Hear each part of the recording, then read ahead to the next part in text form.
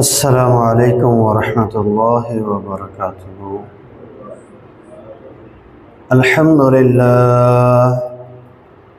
अल्हम्दुलिल्लाहि नहमदुहू व नस्तईनुहु व नस्तगफिरुह व नऊज़ु बिल्लाहि मिन शुरूरि अनफुसिना व मिन सय्यिआति अअमालिना। मन यहदिहिल्लाहु फला मुज़िल्ल लहु व मन युज़लिल फला हादिय लहु। व अशहदु अन ला इलाहा इल्लल्लाहु वहदहु ला शरीक लहु व अशहदु अन्न मुहम्मदन अब्दुहु व रसूलुहु। अल्लाहुम्मा सल्लि अला मुहम्मद व अला आलि मुहम्मद कमा सल्लैता अला इब्राहीम व अला आलि इब्राहीम इन्नका हमीदुम मजीद।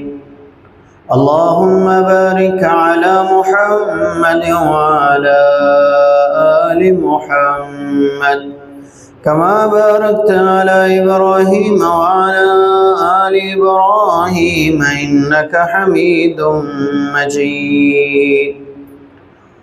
अम्मा बअदु फ़इन्न अहसनल हदीस किताबुल्लाह व खैरल हदी हदी मुहम्मदिन सल्लल्लाहु अलैहि वसल्लम व शर्रल उमूरि मुहदसातुहा व कुल्लु मुहदसतिन बिदअह व कुल्लु बिदअतिन दलालह व कुल्लु दलालतिन फिन्नार।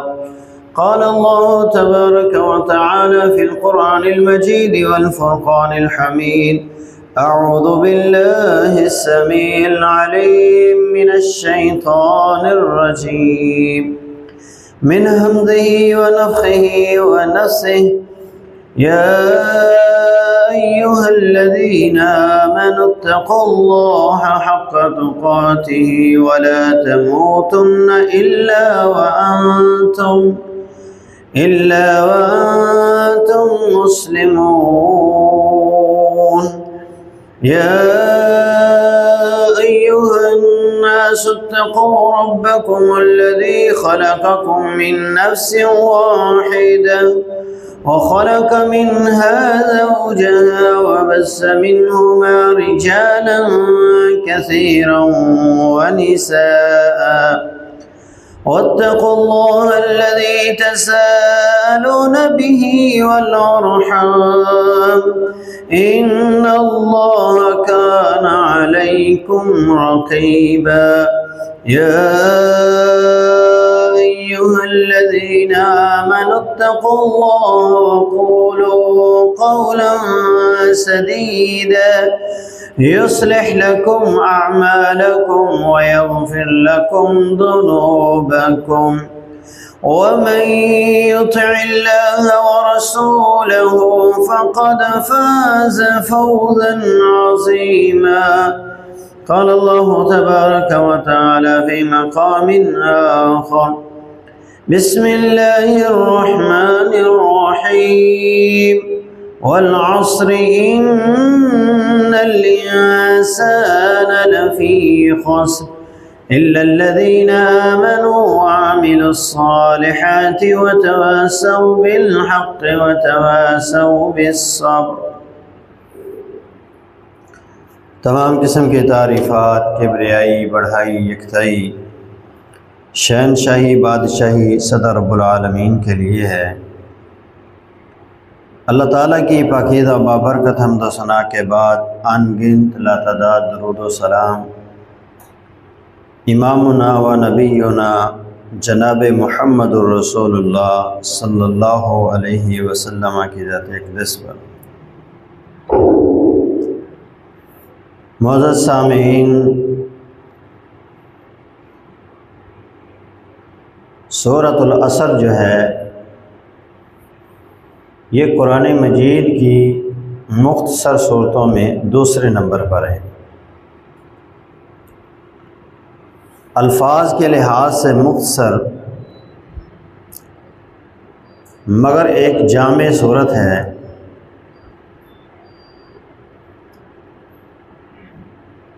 عربی کا ایک شاعر اس صورت کے بارے میں کہتا ہے، جمیع العلوم فی القرآن جمیع العلوم فی القرآن ولکن تکاثر عنہ افہام الرجال۔ اللہ نے قرآن مجید میں ہر علم کو رکھا ہے، لیکن لوگوں کی اکثریت جو ہے وہ سمجھنے سے قاصر ہے۔ نبی علیہ السلام نے بھی ایک حدیث میں یہ بات ارشاد فرمائی، قرآن کو پڑھو، اس کو سمجھو، تم سے پہلوں کا علم بھی اس کے اندر ہے اور بعد والوں کا علم بھی اس کے اندر ہے۔ یہاں تک کہ اللہ تبارک و تعالیٰ خود قرآن مجید کے بارے میں ارشاد فرماتے ہیں کہ قرآن کو سمجھو، اس میں تمہارا ذکر ہے، تمہارا تذکرہ بھی قرآن مجید کے اندر موجود ہے۔ جب انسان غور و فکر کے ساتھ پڑھتا ہے تو جب وہ اللہ تعالیٰ کے احکامات کو پڑھتا جاتا ہے تو اسے پتہ چل جاتا ہے کہ اس کا شمار کن لوگوں کے اندر ہوتا ہے۔ ایک صحابی تھے، انہوں نے جب یہ آیت سنی، فیہ ذکرکم افلا تذکرون، تو انہوں نے قرآن مجید کو پڑھنا شروع کیا۔ ایک بار انہوں نے پڑھا، سمجھ نہ آئی، دوسری بار پڑھا، پھر بھی سمجھ نہ آئی۔ کہیں ایمان والوں کا تذکرہ پڑھتا، کہیں کافروں کا تذکرہ، کہیں مشرکوں کا تذکرہ، کہیں رب کے باغیوں کا، ظالموں کا تذکرہ۔ پھر ایک آیت پر وہ رکے تو اس نے کہا، ہاں اس آیت کے اندر میرا ذکر موجود ہے کہ کچھ ایسے لوگ ہیں کہ جن کے عمل خلط ملط ہیں، یعنی پہلے گناہ گار تھے، پھر ایمان لے آئے، ایمان کے بعد نیکیاں بھی ہیں، گناہ بھی ہیں۔ ان لوگوں میں ہمارا شمار ہوتا ہے کہ ہم گناہ بھی کر رہے ہیں، نیکیاں بھی کر رہے ہیں، ہمارے عمل مکس ہیں۔ تو ہر بندے کا ذکر قرآن کے اندر موجود ہے، ہر علم اللہ نے قرآن کے اندر محفوظ کیا ہے، بس سمجھنے والے سمجھ جاتے ہیں، جو کوشش کرتے ہیں انہیں اس کا اللہ تعالیٰ فہم عطا فرماتے ہیں۔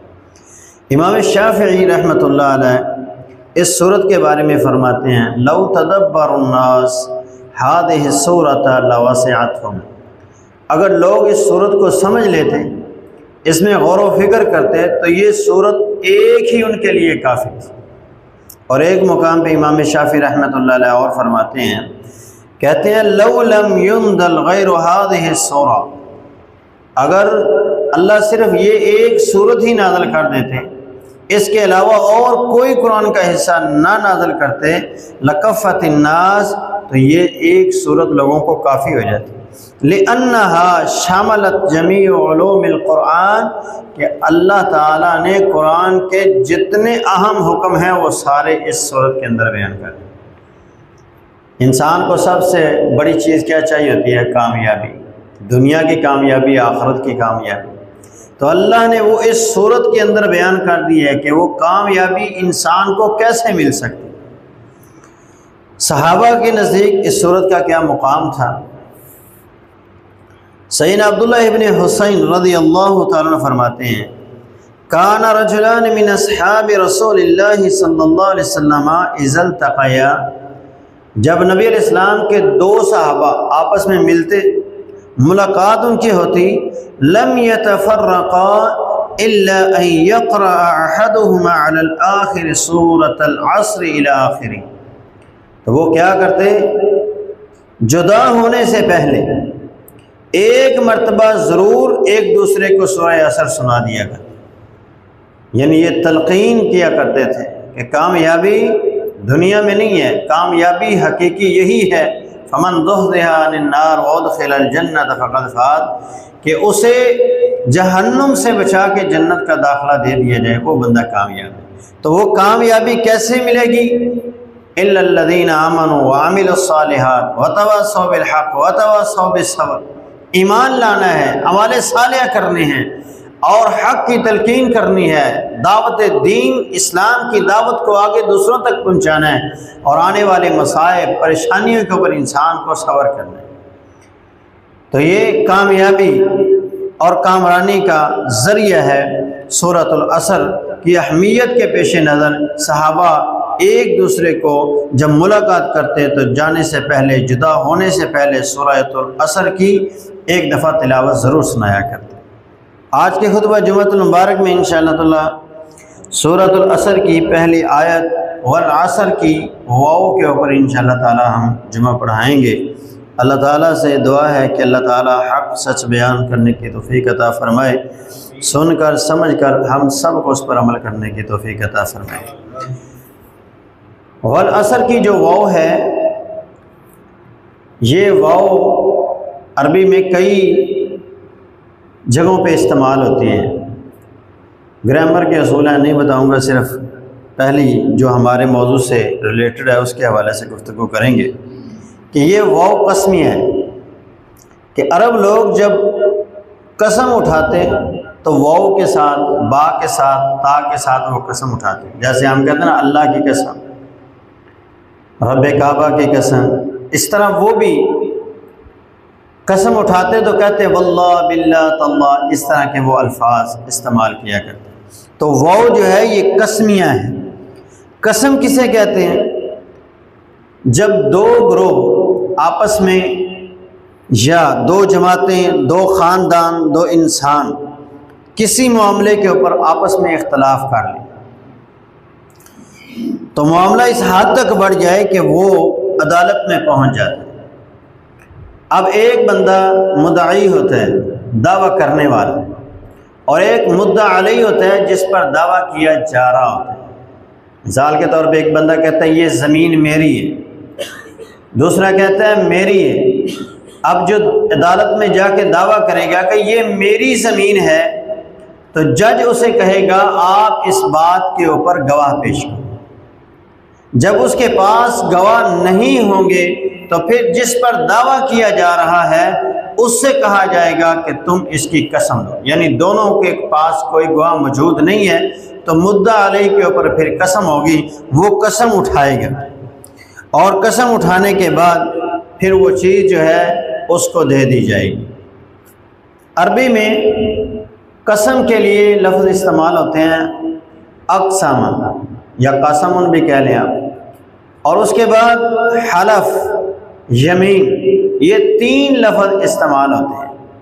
جیسا کہ ایک حدیث میں آتا ہے کہ نبی علیہ السلام نے فرمایا کچھ ایسے لوگ ہوتے ہیں جو لوگوں کے دروازوں پہ جائیں تو انہیں دھتکار دیا جاتا ہے، لوگوں کے ہاں ان کی کوئی اہمیت نہیں ہوتی، لیکن اللہ کے ہاں ان کا یہ مقام ہوتا ہے کہ اگر وہ بات کریں تو اللہ تعالیٰ ان کی بات کی لاج رکھتے ہوئے ان کی بات کو پورا کر دیتے ہیں۔ وہ قسم اٹھائیں تو اللہ ان کی بات کو، ان کی قسم کو پورا کر دیتا ہے۔ تو لو اقسم علی اللہ لا ابرہ، یہ الفاظ نبی علیہ السلام نے استعمال کیے، تو قسم کے لیے اقسم کا لفظ بھی استعمال ہوتا ہے۔ اسی طرح حلف، حلف کا لفظ بھی استعمال ہوتا ہے۔ اذا حلفتم، جب تم کسی چیز کا حلف اٹھاؤ، قرآن میں استعمال ہوا ہے، حدیث میں بھی استعمال ہوا ہے۔ اسی طرح یمین، یمین کہتے ہیں دائیں سائڈ۔ تو جب قسم اٹھانے والا قسم اٹھاتا تھا عرب کے اندر، تو وہ اپنا دائیں ہاتھ دوسرے کے دائیں ہاتھ پر رکھتا، اور اس سے پھر وہ اپنی بات کا اظہار کرتا کہ میں اللہ کو اس بات پہ گواہ بناتا ہوں، میں اللہ کو حاضر جانتے ہوئے، اللہ کو ہمارے معاملے سے باخبر ہوتے ہوئے یہ قسم اٹھاتا ہوں کہ یہ چیز میری ہے یا یہ چیز اس کی ہے، یا اس کی نہیں ہے، یہ چیز میری۔ تو یہ یمین کا معنی تھا۔ تو تین طرح کے لفظ استعمال ہوتے ہیں، اقسم، حلف اور یمین کا لفظ۔ اللہ تعالیٰ بھی قسم اٹھاتے ہیں، اسی لیے اللہ کی مخلوق بھی قسم اٹھاتی ہیں، انسان بھی قسم اٹھاتا ہے۔ اللہ تعالیٰ جب قسم اٹھاتا ہے تو جس کی چاہے وہ اٹھا سکتا ہے، اسے کوئی پوچھنے والا نہیں، لیکن انسان کے لیے یہ ضروری ہے، مسلمان کے لیے یہ ضروری ہے کہ وہ جب بھی قسم اٹھائے اللہ جل شانہ کی اٹھائے، اللہ کے علاوہ کسی کی نہ اٹھائے۔ اللہ جب اپنی مخلوق میں سے کسی چیز کی قسم اٹھاتا ہے تو وہ چیز اپنی جنس میں تمام چیزوں سے ممتاز اور نمایاں ہو جاتی ہے۔ اور اللہ تبارک و تعالیٰ جب کوئی قسم اٹھاتے ہیں تو وہ کسی معمولی چیز پہ نہیں اٹھاتے، وہ معاملہ بڑا اہم ہوتا ہے، اس چیز کی بڑی اہمیت ہوتی ہے اللہ تعالیٰ کے ہاں، اس لیے اللہ اس بات پہ قسم اٹھا کے بیان کرتے ہیں۔ قرآن مجید میں اللہ تبارک و تعالیٰ کی چند قسمیں ہیں، چند چیزوں کے ساتھ ان کو بیان کرتے ہیں، اور اس کے بعد ہم قسم کے حوالے سے گفتگو کریں گے۔ اللہ تعالیٰ نے قرآن مجید کی قسم اٹھائی ہے، اور قرآن مجید کی قسم اٹھا کر قرآن مجید کی عظیم معجزہ قرار دی ہے۔ فرمایا سورہ قاف ہے، فرمایا قاف والقرآن المجید بل عجبوا ان جاءهم منذر منهم فقال الكافرون هذا شيء عجیب۔ قاف حروف مقطعات، والقرآن المجید عزتوں والے قرآن کی قسم۔ اللہ تعالیٰ قرآن مجید کی قسم اٹھاتے ہیں اور فرماتے ہیں بل عجبوا ان جاءهم منذر منهم، جب ان کے پاس ایک ڈرانے والا ڈرانے کے لیے آیا، یعنی پیغمبر، فقال الکافرون، تو کافروں نے کہا ھذا شیء عجیب، یہ چیز بڑی عجیب ہے، ہماری سمجھ سے باہر۔ لوگوں کے کلام تو انہیں سمجھ آتے تھے، لیکن اللہ کے کلام کے سامنے وہ بے بس تھے۔ جیسا کہ حدیث میں آتا ہے، ایک صحابی نبی علیہ السلام کے پاس آئے اور انہوں نے کہا اللہ کے رسول، میں ایک آیت یا کوئی فقرہ لکھنا چاہتا ہوں، وہ لکھ کے بیت اللہ کی دیوار پہ لٹکانا چاہتا ہوں۔ اس وقت عرب کے اندر یہ روایت تھا کہ شعراء جو ہوتے تھے وہ اپنا کلام لکھتے اور بیت اللہ کی دیوار پہ لٹکا دیتے، تو اس صحابی نے سورہ کوثر لکھ کر وہاں لٹکایا۔ عرب کا سب سے بڑا شاعر جب طواف کر رہا تھا تو لوگوں کے کلام پڑھ رہا تھا، جب اس صورت پہ پہنچتا ہے اور اس صورت کی تلاوت کرتا ہے تو اس کی زبان سے بے ساختہ الفاظ نکلتے ہیں، اور وہ صورت کے نیچے تحریر بھی کرتا ہے ما ھذا قول البشر، یہ کسی انسان کا کلام نہیں۔ تو قرآن مجید کی اللہ نے قسم اٹھائی تو قرآن مجید کو اللہ نے عظیم معجزہ قرار دیا۔ اسی طرح اللہ تعالیٰ نے قرآن مجید کی دوسرے مقام پہ قسم اٹھا کر نبی علیہ السلام کی رسالت کو بیان کیا۔ سورہ یاسین جو ہمارے گھروں میں روزانہ، ہماری دکانوں پہ روزانہ پڑھی جاتی ہے، اللہ تعالیٰ ارشاد فرماتے ہیں یاسین والقرآن الحکیم انک لمن المرسلین، قسم ہے قرآن حکمتوں والے کی، یقیناً آپ اللہ کے رسولوں میں سے ایک رسول ہیں۔ تو اللہ جب بھی قسم اٹھاتے ہیں کسی عظیم چیز کی قسم اٹھاتے ہیں، اور اس وقت اللہ کوئی عظیم چیز اور ایک اہم چیز لوگوں کے سامنے بیان کر رہے ہوتے ہیں۔ اسی طرح اللہ تبارک و تعالی قرآن مجید میں کئی چیزوں کی قسمیں اٹھاتے ہیں اور کئی مقامات کی قسمیں اٹھاتے ہیں، جیسا سورہ تین کے اندر ہے والتین والزیتون وطور سینین وہذا البلد الامین، کہ مجھے انجیر کی قسم ہے، مجھے زیتون کی قسم ہے، مجھے طور سینہ پہاڑ کی قسم ہے، اور مجھے اس امن والے شہر مکہ کی قسم ہے۔ یہ چار قسمیں اٹھانے کے بعد اللہ نے جو بیان کیا وہ یہ ہے لَقَدْ خَلَقْنَا الْإِنسَانَ فِي أَحْسَنِ تَقْوِيمٍ، اے انسان ہم نے تجھے تکریم والا، عزت والا پیدا کیا، تجھے اشرف المخلوقات بنایا ہے، تجھے بہترین اور خوبصورت تخلیق کیا ہے۔ تو اللہ تعالیٰ نے جب بھی قسم اٹھائی تو کسی اہم کام کے لیے قسم اٹھائی ہے۔ شہر مکہ کی اللہ تعالیٰ نے قسم اٹھائی سورہ بلد کے اندر، تو اللہ تعالیٰ ارشاد فرماتے ہیں لا اقسم بهذا البلد وانت حل بهذا البلد ووالد وما ولد، قسم ہے اس شہر مکہ کی، کیوں؟ کیونکہ یہ میرے محبوب کا ولد ہے، اس میں میرے محبوب پیدا ہوئے۔ اللہ تبارک و تعالیٰ جب قسم اٹھاتے ہیں تو کسی اہم کام کے لیے قسم اٹھاتے ہیں، اہم کام کو بیان کرنے کے لیے قسم اٹھاتے ہیں۔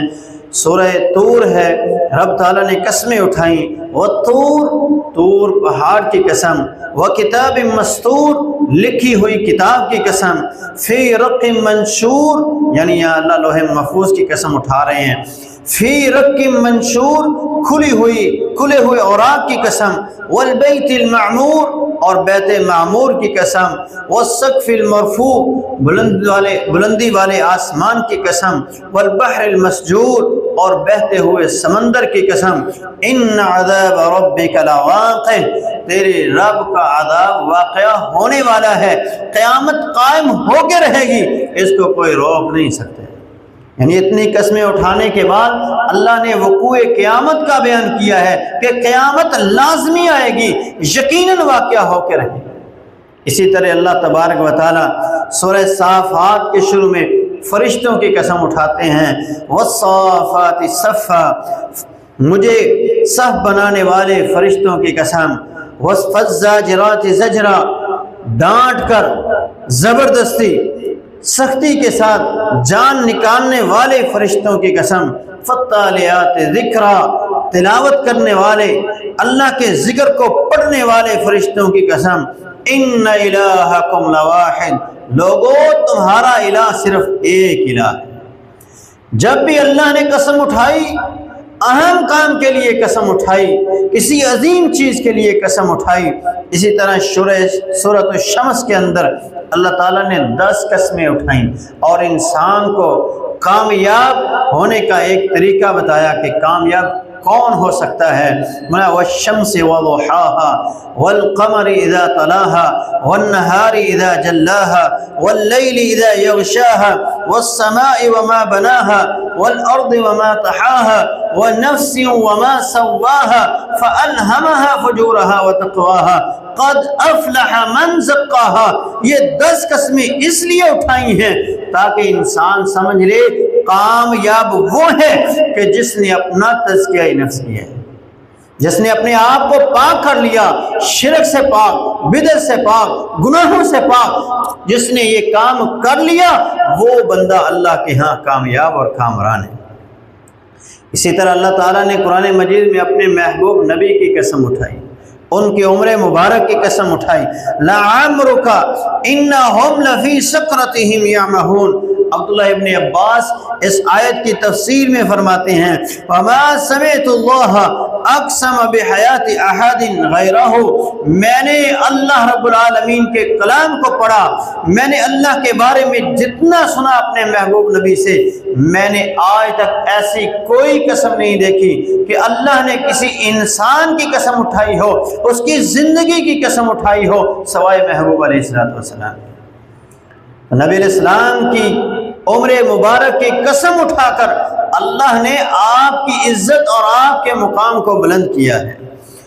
دوسرے مقام پہ اللہ فرماتے ہیں، فلا وربک لا یؤمنون، مجھے تیرے رب ہونے کی قسم، مجھے تیرے رب ہونے کی قسم، لا یؤمنون حتی یحکموک فیما شجر بینہم، یہ لوگ اس وقت تک مومن نہیں ہو سکتے جب تک اپنے معاملات زندگی میں اپنے ہر معاملے کے اندر آپ کو حاکم اور فیصل تسلیم نہیں کر لیتے۔ جب یہ اپنے ہر معاملے میں آپ کو حرف آخر سمجھیں گے، اپنی زندگی کے ہر معاملے میں رہنمائی آپ سے لیں گے، اس وقت یہ مومن ہیں۔ اور اللہ نے اس بات پہ یہ بات کہی کہ مجھے تیرے رب ہونے کی قسم، اللہ یعنی اپنے آپ کی قسم اٹھا رہے ہیں اور اپنا رب اپنے محبوب نبی کو یہ کہہ رہے ہیں کہ میں تیرا رب ہوں اور اس بات پہ میں قسم اٹھاتا ہوں۔ تیسرا مقام اللہ تبارک و تعالیٰ فرماتا ہے، فَوَرَبِّكَ لَنَسْأَلَنَّهُمْ أَجْمَعِينَ، اللہ کہتے ہیں مجھے تیرے رب ہونے کی قسم ہے، ہم ان لوگوں سے، ان سب سے ضرور سوال کریں گے قیامت کے دن، یعنی اللہ حساب و کتاب کے بارے میں یہاں بیان کر رہے ہیں۔ اسی طرح اللہ تبارک و تعالیٰ ایک مقام پہ ارشاد فرماتے ہیں، فَوَرَبِّكَ لَنَحْشُرَنَّهُمْ وَالشَّيَاطِينَ ثُمَّ لَنُحْضِرَنَّهُمْ حَوْلَ جَهَنَّمَ جِثِيًّا، مجھے تیرے رب ہونے کی قسم، مجھے تیرے رب ہونے کی قسم، ہم ان سب کو ضرور اکٹھا کریں گے اور ان کے جو شیاطین ہیں ان کو بھی اکٹھا کریں گے، پھر ان سب کو ہم جہنم کے ارد گرد بٹھا دیں گے اور گھٹنوں کے بل بٹھا دیں گے۔ اللہ نے جب بھی قسم اٹھائی کسی اہم کام کے لیے قسم اٹھائی، اس کام کی اہمیت کو بیان کرنے کے لیے قسم اٹھائی۔ انسان کو بھی چاہیے کہ جب وہ قسم اٹھائے تو اہم کام ہو، کوئی غیر ضروری اور فضول قسم کے کاموں کے اوپر وہ قسم نہ اٹھائے۔ انسان کو چاہیے کہ جب وہ قسم اٹھائے تو اللہ کے علاوہ کسی چیز کی قسم نہیں اٹھا سکتا۔ جب بھی وہ قسم اٹھائے گا اللہ ہی کی قسم اٹھائے گا، اور اگر اللہ کے علاوہ اس نے کسی اور چیز کی قسم اٹھائی تو وہ اللہ کے ساتھ شرک کرتا ہے۔ اور قسم اٹھانے کب ہے؟ جب انسان انتہائی مجبور ہو جائے۔ ایسا نہیں ہر بات پہ ہر کام پہ آؤ قسم اٹھاؤ، آؤ قرآن اٹھاؤ، جس طرح ہمارے یہاں لوگوں میں رواج ہے۔ ہر بات پہ قسم نہیں اٹھانی، جب کوئی چارہ نہیں ہے اس وقت قسم اٹھانی ہے، اس وقت۔ اور قسم جب بھی اٹھانی ہے اللہ ہی کی اٹھانی ہے، کیونکہ اللہ کے علاوہ جس کی قسم اٹھائی جائے گی وہ شرک ہوگا۔ عبداللہ ابن عمر رضی اللہ تعالیٰ اس حدیث کے راوی ہیں، امام بخاری صحیح البخاری میں یہ حدیث نقل کرتے ہیں۔ آپ نے فرمایا من کان حالفا فلیحلف باللہ او لیصمت، جو بندہ بھی قسم اٹھائے اس کو چاہیے کہ وہ اللہ کی قسم اٹھائے، نہیں تو وہ خاموش ہے۔ اللہ کے علاوہ وہ کسی اور چیز کی قسم نہیں اٹھا سکتا۔ عبداللہ ابن عمر ہی اس حدیث کے راوی ہیں، فرماتے ہیں کہ میرے سامنے ایک بندے نے کعبہ کی قسم اٹھائی تو میں نے اس کو وہیں پہ روک دیا اور اس سے کہا لا تحلف بالکعبہ فإنی سمعت رسول اللہ صلی اللہ علیہ وسلم من حلف بغیر اللہ فقد کفر او اشرک، کہا کہ کعبہ کی قسم مت اٹھاؤ کیونکہ کعبہ رب نہیں ہے، کعبہ رب نہیں ہے، اس لیے کعبہ کی قسم نہ اٹھاؤ، کیونکہ میں نے محبوب نبی علیہ السلام کو فرماتے ہوئے سنا جس نے اللہ کے علاوہ کسی اور کی قسم اٹھائی اس نے کفر کیا ہے، اس نے شرک کیا ہے۔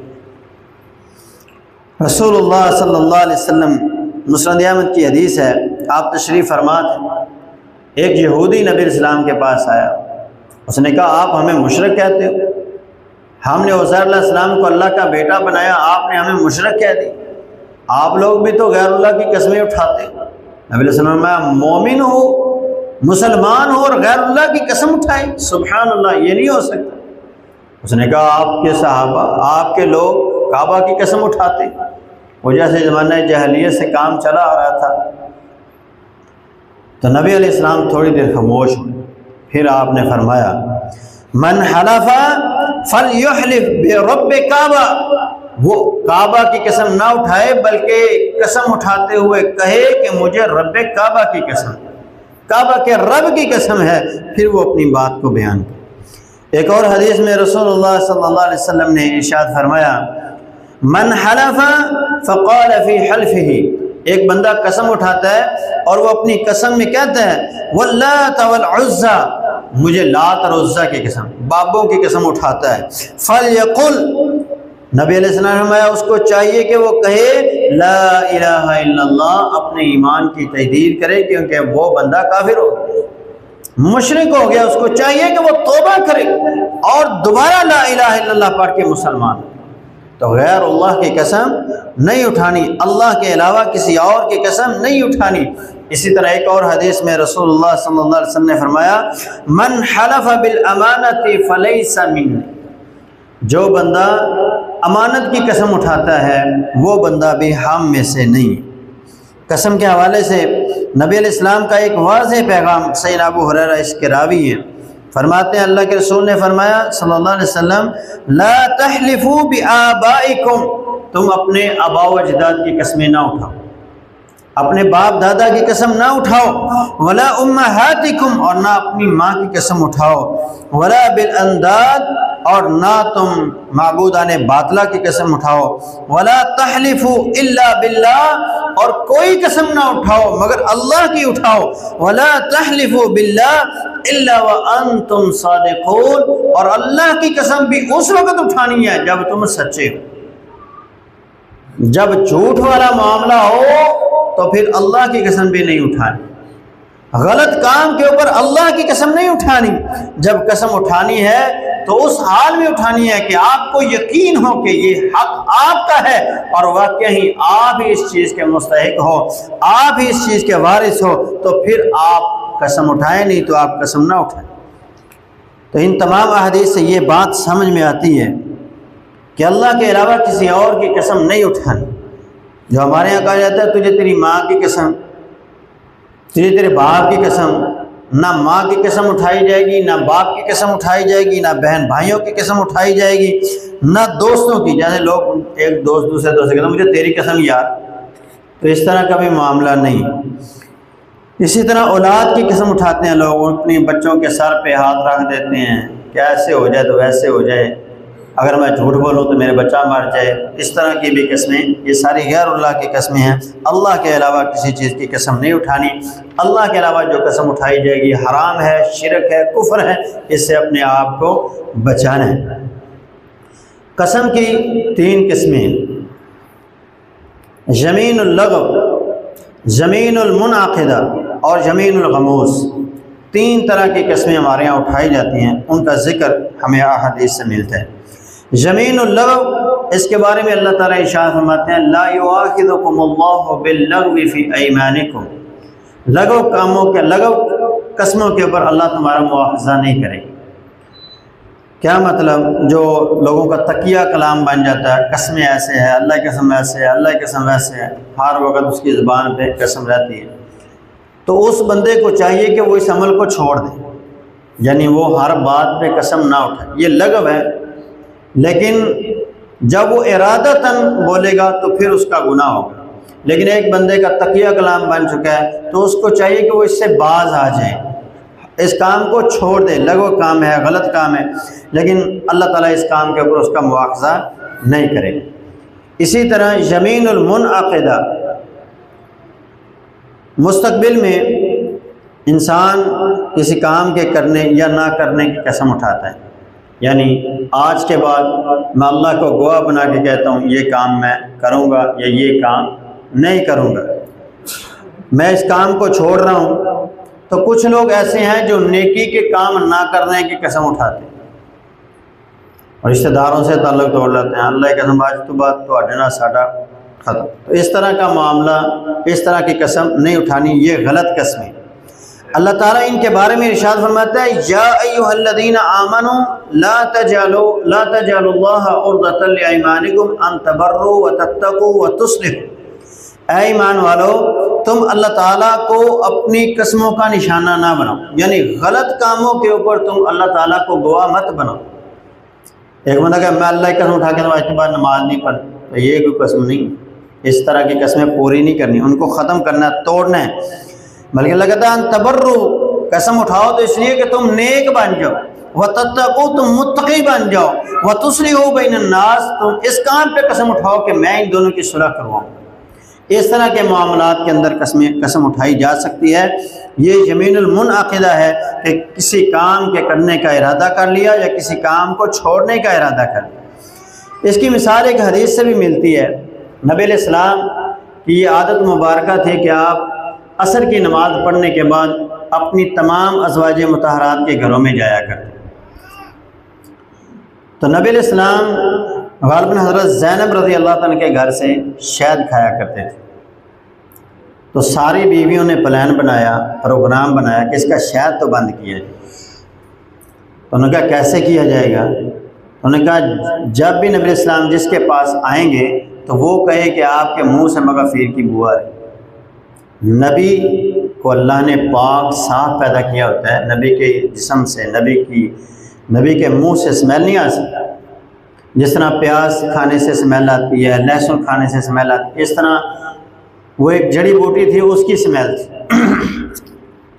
تو نبی علیہ السلام جب ساری بیویوں کے پاس گئے تو ہر بیوی نے یہی بات کی، اب میں نے تو شہد کے علاوہ اور کوئی چیز نہیں کھائی، اگر یہ بات ہے تو آج کے بعد میں شہد کو کھانا چھوڑ رہا ہوں، آج کے بعد میں شہد نہیں کھاؤں۔ اللہ تعالیٰ نے قرآن میں مجید کی یہ آیت نازل فرمائی یا ایھا النبی لم تحرم ما احل اللہ لک تبتغی مرضات ازواجک، آپ اپنی بیویوں کی خواہشات کو پورا کر رہے ہیں جبکہ اللہ نے شہد آپ کے لیے حلال کیا، آپ کیوں حرام کر رہے ہیں؟